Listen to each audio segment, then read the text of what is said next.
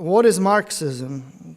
Well, Marxism is a materialist political ideology and philosophy that champions socialism and egalitarianism as a result of an allegedly scientifically predictable dialectic of history.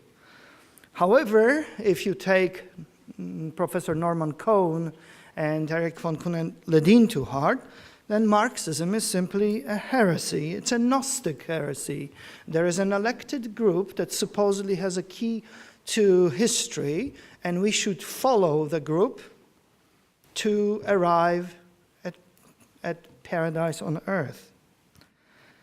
The elect have secret knowledge, esoteric knowledge. The paradise is inevitable. All this is naturally nonsense, but it's been tried for thousands of years with very, very similar results: widespread misery, death, and destruction. Marxism camouflaged itself, it's called in Russian maskirovka, as a materialist philosophy, yet it simply regurgitated the Gnostics' antinomianism. All matter is evil. That means private property is evil. We must absorb it. We must confiscate it. There were also among the various Gnostic sects excesses that we have come to identify with cultural Bolshevism, including attempts to collectivize women. The Bolsheviks dropped it eventually after a short while, but as you see, this has now resurfaced in what Erich von Kuehnelt-Leddihn called freedom below the belt crowd, so a metamorphosis of Marquis de Sade and his libertinism, which is a facet of cultural Bolshevism. Further, the Gnostics embraced the Maccabean apocalyptic fantasies, namely, if we only mass murder the Roman elite, the Messiah would come and we'd have paradise on earth. That's called a revolution. The Bolsheviks and Marxists found their fulfillment in an orgy of red terror. It's absolutely the same thing. It's a heresy as old as the earth. Nihil novi sub sole. Marxism was just a 19th century manifestation of the same heresy. Science became God during the Enlightenment, displacing God, or so it thought. So the heretics framed their proposition in appropriately fake scientific terms. So if the heresy was wrong, as all heresies are, then it's not surprising that the product of heresy, the Soviet Union, eventually collapsed. There are two ways to end heresies. My preferred is a crusade. Unfortunately, with nuclear weapons, it was a moot point, and we didn't do so well in Korea. We didn't help the Hungarians. We did not succeed in Vietnam, but in some other places we did. We enabled the freedom fighter, in Poland, for instance, in Afghanistan, Nicaragua, etc. Those were crusading days. But a second way for heresy to end is via self-destruction. If there is an error in its genetic code, and there is, then it's only a matter of time that it falls. Heresies are unsustainable. They burn themselves out. And then they resurface yet again under different guise.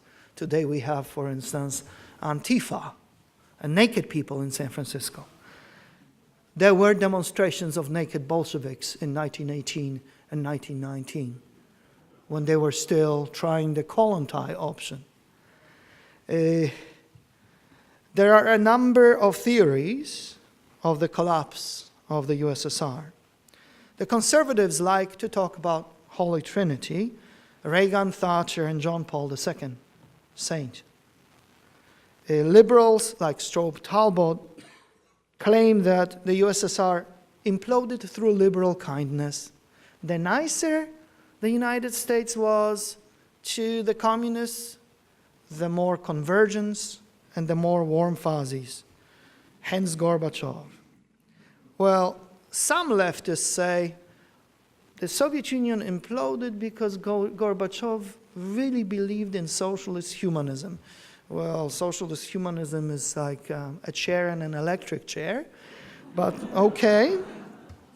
The only thing that gives socialism its human face, it's corruption, as Professor Edwards observed in China. China's socialism now is in the stage of the NEP, New Economic Policy. Most observers at the time of the implosion of the Soviet Union posited that it was nationalism that destroyed the Soviet Union. It was definitely a very important factor. But most also said it was a revolution. Until this very day, Estonians tend falsely to refer to their singing revolution. I say, no, anything that's anti-communist is a counter-revolution. Revolution is evil in itself. Counter-revolution is liberation from evil, bringing freedom to those who suffer under revolution, like a Nazi, National Socialist Revolution, or International Socialist Revolution. They're both related, they're just competitors. There are various quarrels who gets the credit for ending communism. For example, great Ada Bozeman claimed it was the East Germans. They took to the streets, they breached the wall. Okay, the Poles beg to differ. They say, no, it was solidarity. Solidarity and its dominoes effect. Once Poland went, everything followed.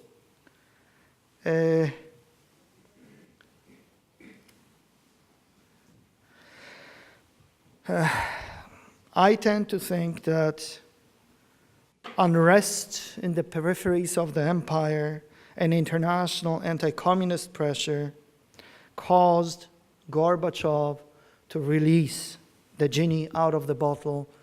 He was unable to put it back. The Soviet Union imploded, but communism did not collapse. This is what happened. Communism, transformation, not freedom, not sovereignty, not democracy. It's post-communism. It was obvious from the very beginning. Those of you who are surprised by Putin should realize this is what happened. Well, I'm sure my esteemed colleagues will put order into the chaos I've dumped on you. And I hope you will enjoy our panel. Thank you.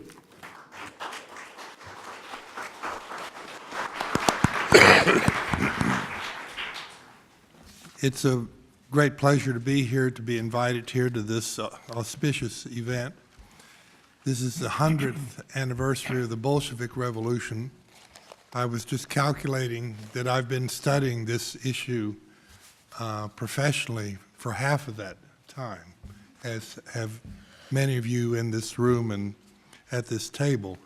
I'm here as an economist, sort of a rare bird, an economist who specialized in the Soviet economy, which disappeared on us a while back. But I find that if you want to understand modern Russia, if you want to understand China, if you want to understand repression, the best place to start is the Soviet Union, particularly under Stalin, because we now have the state and party archives available to researchers, and I've spent a lot of time on these, reading these documents. As an aside, I want to make a remark on the 80 million figure, the 100 million figure that's been bandied around. What needs to be emphasized is that we're not counting war dead. We're counting killing of your own people for political reasons or people who are not your own people. There's a famous table, which I don't have with me right now, but it shows that democratic societies don't kill their own people.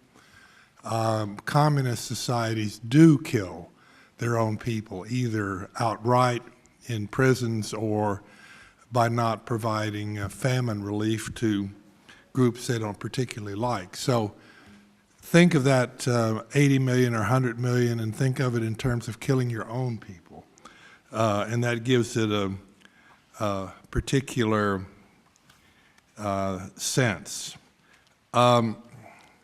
I'm here as an economist, and as an economist, I need to talk about the economy and the role that it played in the collapse. We're all familiar here with the famous article by Francis Fukuyama, The End of History. When Fukuyama wrote this, it was shortly after the collapse of the Soviet Union. Soviet Union did not exist anymore. A clear victory for capitalism. Communism had failed. Let's move on. Let's study other things, but it's all over. It's all over. We now have the famous YouGov survey a couple of days ago, which says that millennials, more than half of millennials would prefer to live under socialism or communism than capitalism. But as was noted last night, I think, when asked what is communism, what is socialism, no one seemed to be able to answer that question.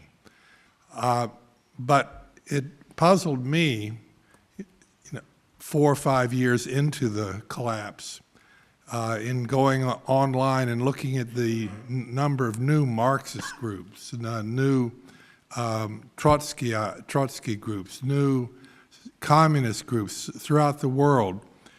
As far as they're concerned, the battle was far from over. The decision was far from in, and this led to the debate, which we economists and probably other disciplines called the jockey versus the horse debate, which meant that the question was, why did the Soviet Union fail? Did it fail because it had a bad jockey, or did it fail because it was a bad horse? Those who continued to believe in communism, socialism, and various variants thereof said it was only the jockey. If the right person had been there, if Trotsky had been there, if someone else had been there, everything would have turned out just fine. We economists who studied this for a very long time, it was a top priority, so there was great funding if you were a graduate student in the 60s, in the midst of the Cold War. So we studied this very intensively without archives, but we learned a lot about growth, and we learned a lot about the horse. And the horse, it turned out, had a lot of illnesses, none of which were immediately fatal, but if you just waited long enough, they would combine, kill the horse. And I can't go through the various points, the various illnesses that we discovered. Just to list them, managerial incentives were all screwed up. You had a form of very crude planning where you could only construct plans if you just said next year's plan will be this year's plan plus 3%, which means that year after year after year they produce the same stuff, the only exception being some competition in the military. And we call this planning from the achieved level. Now, what we have going on right now with respect to, say, Putin's Russia, very similar to what we went through in the 70s, 80s with respect to study of the Soviet Union. We kind of knew it couldn't go on forever, but we couldn't figure out how it was going to collapse. The same is true of Putin. We think Putin's kleptocracy can't go on forever, but we can't quite figure out how it's going to end. And in this case, in the case of Soviet Union, it ended actually in a very predictable way because the Politburo was comprised of old men who were elevated during the Great Purges, had no ideas. They would not live forever, so the question is who's going to replace? And Gorbachev comes along saying, I'm the great reformer, I know what to do. And he was advised by his own liberal economists. He was advised by Western economists who all gave him the same bad advice. And the bad advice was, make some small changes, destroy the the power of the ministries, destroy the power of the sectoral departments of the Central Committee, give managers some more flexibility and everything will be fine. We told them this when they would visit us in the West, and this is what Gorbachev was told. He went ahead, he pretty much destroyed the power of the planning system. He created a system in which managers had a lot of increased flexibility. He created the opportunity to form cooperatives.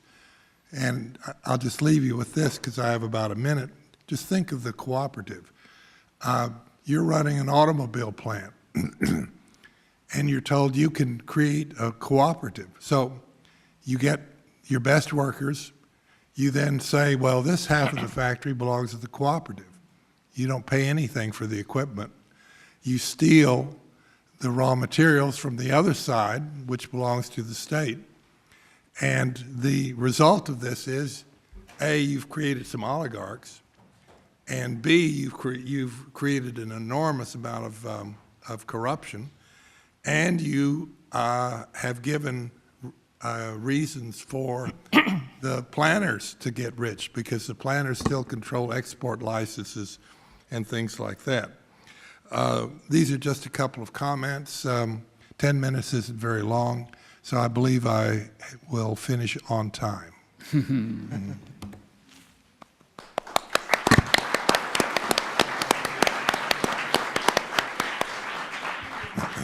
Thank you very much, Dr. Gregory. I'd like to ask Dr. Kors to follow up.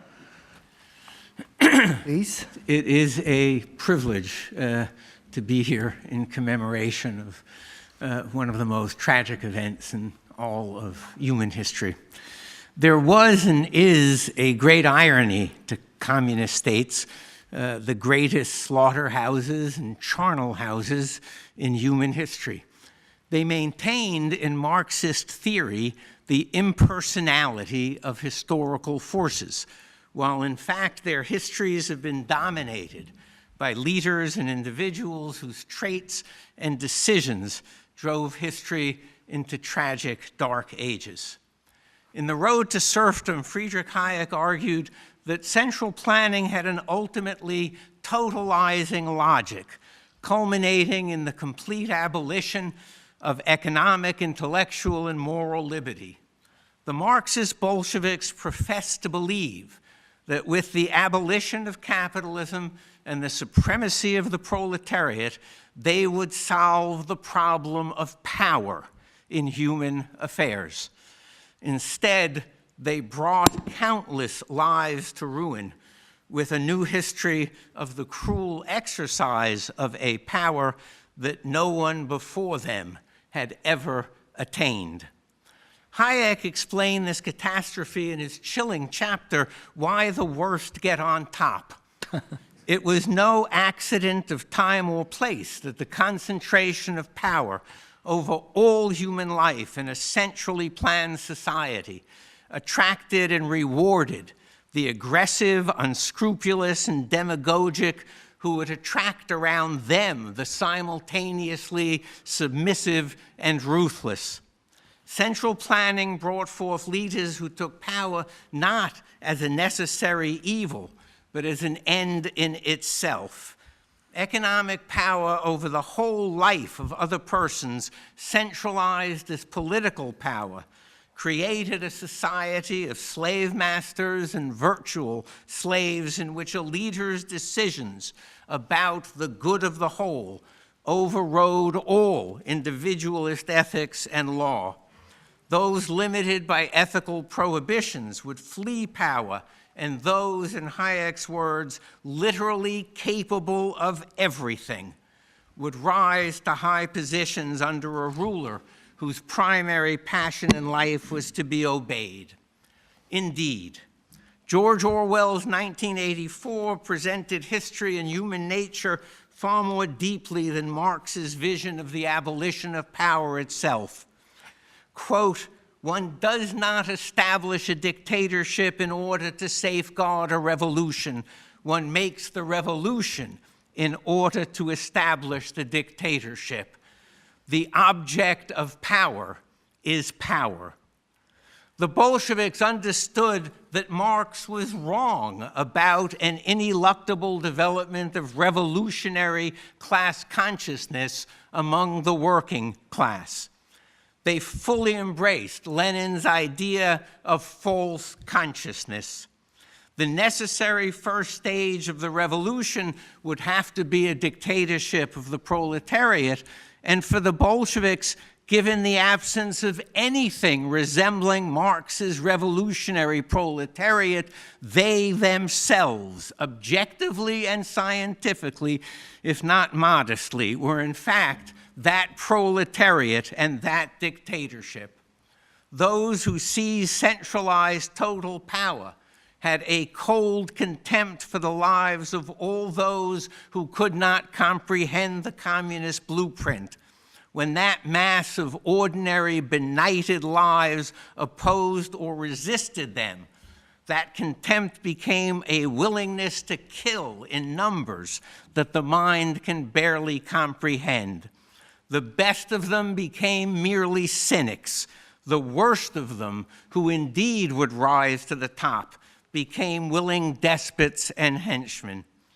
In the beginning, at least, they believed that history would be the judge of what they did. And since they alone understood history, they absolved themselves before the fact. And as Hayek understood, they were literally capable of everything.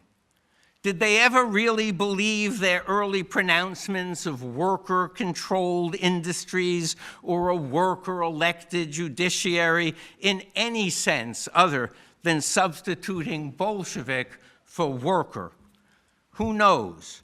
But as soon as they met resistance, their meaning crystallized clearly and quickly. The peasantry paid for that contempt most dearly. To gain power promised them the land they worked. But true Marxists, of course, don't believe in private property, so coerce them onto hated and disastrous collective farms that serve only the purposes of the communist elite and their plans. And if they resist, then exile, imprison, kill, or starve them into oblivion. With only history to judge you by ends, the means matter little.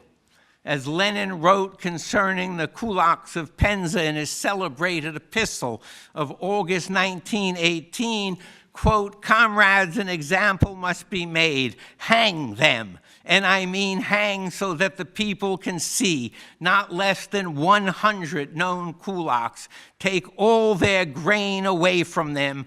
Do this so that for hundreds of miles around the people can see, tremble, know, and cry they are killing and will go on killing the blood-sucking kulaks. Yours, Lenin. P.S. Find tougher people. They found tougher people, and the mass murder proceeded apace. The stated goal of communism was to reap the economic, cultural, scientific, creative, and communal rewards of abolishing private property and free markets, and to end human tyranny.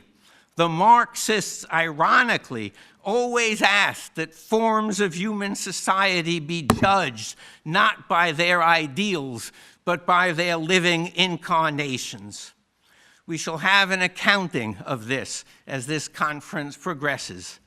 The people knew that their new lords, for all their jargon, were ruthless and indifferent to actual suffering. They could not have imagined, however, the kinds of leaders into whose posturing, shameless, unfeeling, self-serving hands they were falling. It would be inconceivable if it hadn't happened. As Kessler noted, with no imperatives but the historical, they sailed without ethical ballast, which would be catastrophic, indeed an immolation. Communism taught that people in the same relationship to the means of production would follow similar paths eventually, whatever the national culture, which turned out to be only true of the communist leaders who had solved the problem of power. Russia might have been historically unique, but Stalin was not. Mao, the Kims, Ceausescu, Hoxha, Mengistu, Pol Pot, Rákosi, Castro, and on and on. Having proclaimed the abolition of tyranny and the self-government of the workers whose objective interests they alone embodied, why would the communists ever concern themselves with checks, balances, separation of powers, all of which they had denounced as a bourgeois facade over human wage slavery? Neither they nor their heirs believed that the individual was an independent variable.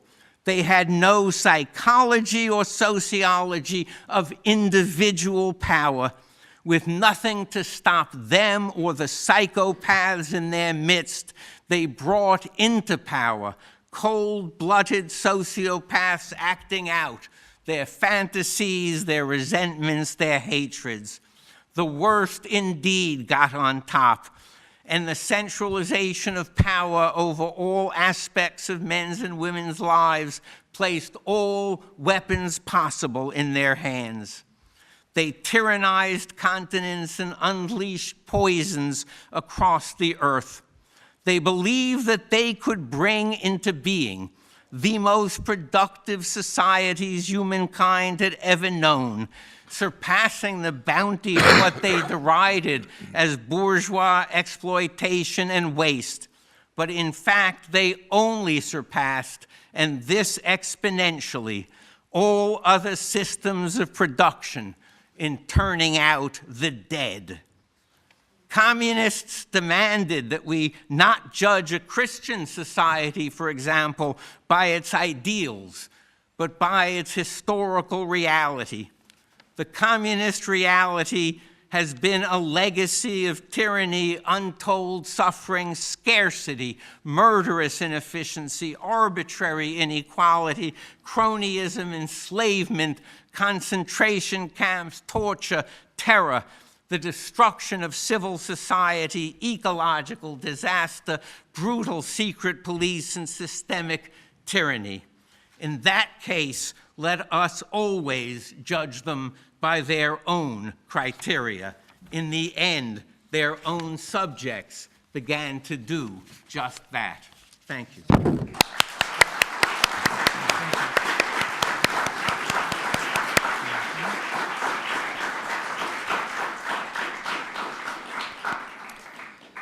Well, this is very profound on many levels. The economic level is overlooked. I appreciate both Dr. Kors and Dr. Gregory tying this to show how socialism ushers in the tyranny of mediocrities through negative selections who can then take shortcuts to happiness at other people's expense. Well, thank you very much. We're moving to our last distinguished panelist, Mr. Russell Roberts, please. Thank you. So I'm an economist like Paul, and I'm interested in what a thought exercise of what we have learned as thinking people from this great historical tragedy. And I think it'd be an interesting experience to go around and ask people what we learned from communism. You might do that with the fall of communism. You might do that with your friends. And imagine what you think they might say. Try to guess. And one lesson might be that communism was unable to solve the central challenge that faces an economy: how much stuff to make, how to produce it, what prices should be set, and how do you do that in a way to match the desires of the people. And that failure would be summed up by maybe one of two ways: either not enough toilet paper, or communism couldn't deliver the goods, or my favorite, we pretend to work and they pretend to pay us. A second lesson related to what Alan was talking about is that there's centralized power leads to corruption. It's not just that even well-intentioned people struggle to produce the right amount of stuff and to make the people happy. The worst get on top. The problem is with those lessons is that we live in a world where a lot of the leaders of democratic nations are not like Stalin. They're well-intentioned, at least on the surface. And I think this encourages people to believe that we just need socialism or communism with a human face.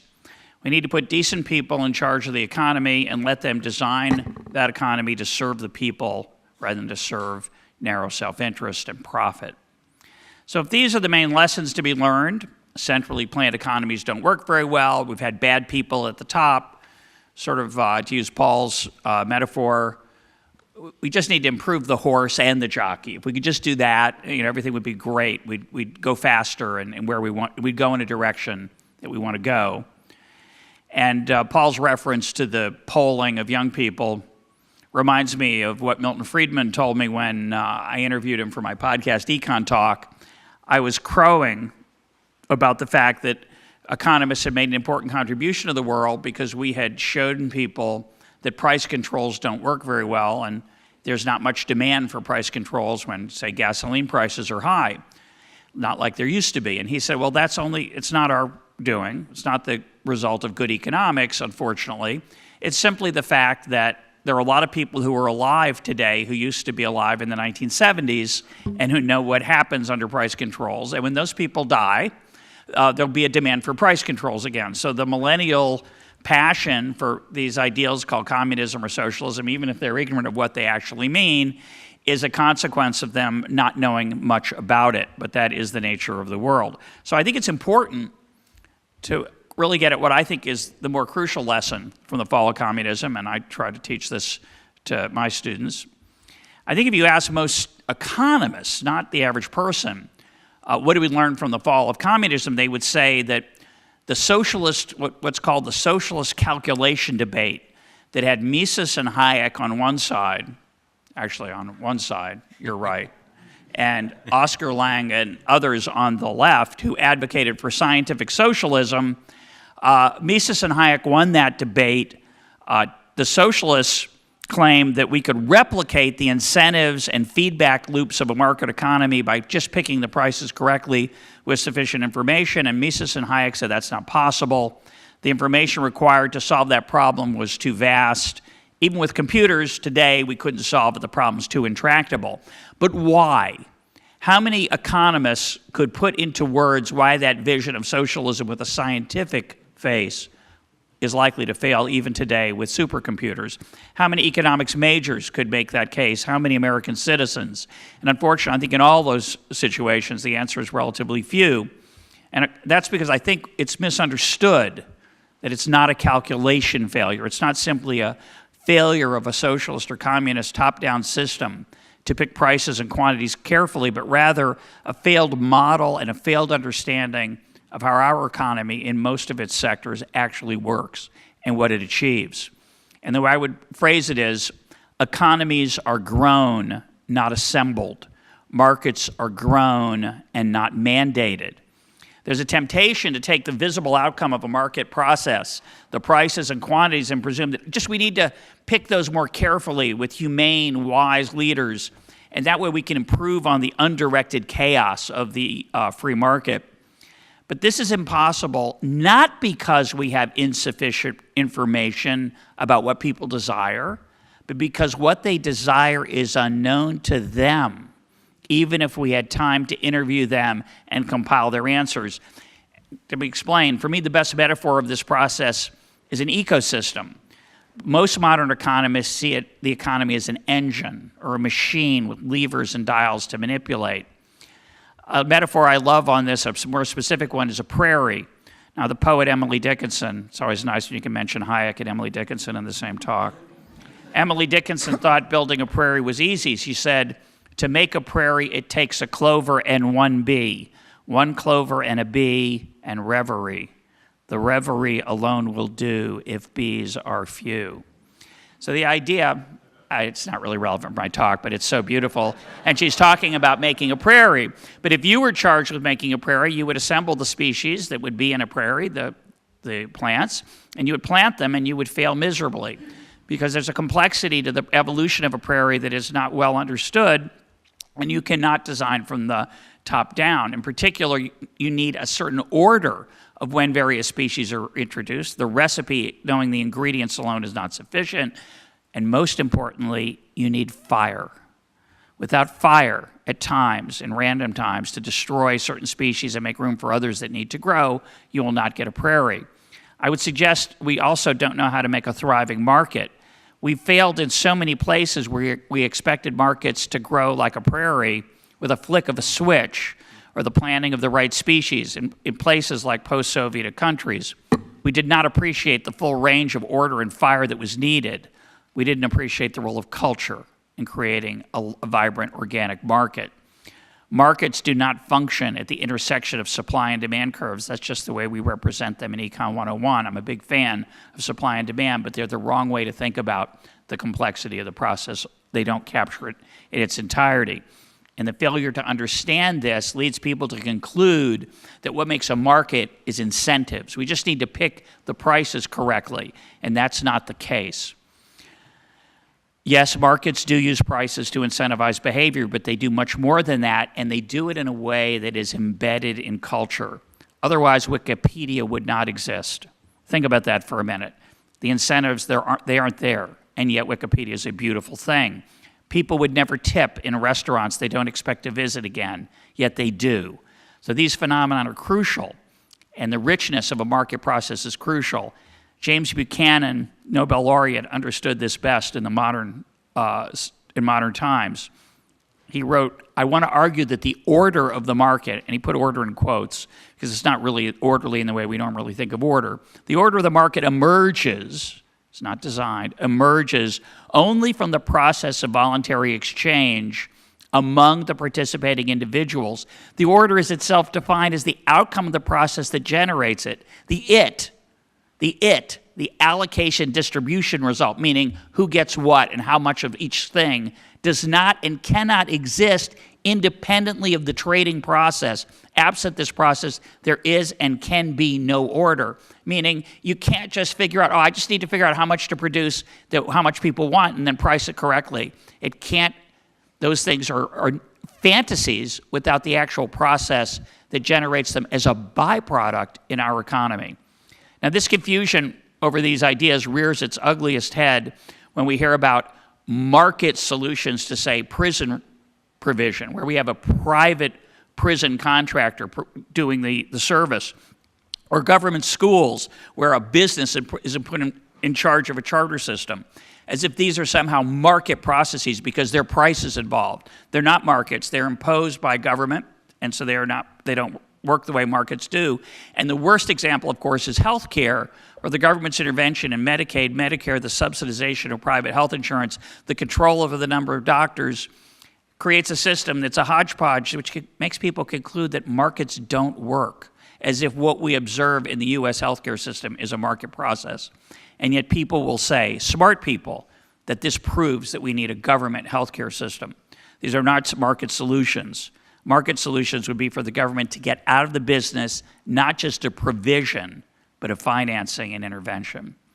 The perspective I'm suggesting here is alien to the modern economist and the modern economic toolkit of how to make the world a better place. I think most economists are dangerous. We actually believe we have the tools to steer the economy and make people's lives better. And we forget that our incentives to believe in those systems are distorted by the fact that we are often the beneficiaries of that process. To help you think of that, I would say something like 25% of the macroeconomists in the United States think they have a chance to be the head of the Federal Reserve. The actual truth is there's about 5. But 25%, which is a number in the thousands, think they have a chance. So what is their incentive to be critical of the Fed as an institution? Very small. They hope to benefit from it someday. Economists are very good at analyzing the incentive effects of others, but not so honest about their own incentives. So I would close with my favorite quote from F.A. Hayek, which I think summarizes the key lesson of what we have learned and what we should learn from the failure of communism. The curious task of economics is to demonstrate to men how little we know about what we imagine we can design. Alas, that's the end of the quote, alas, most economists and policymakers have yet to learn that lesson. Thank you very much.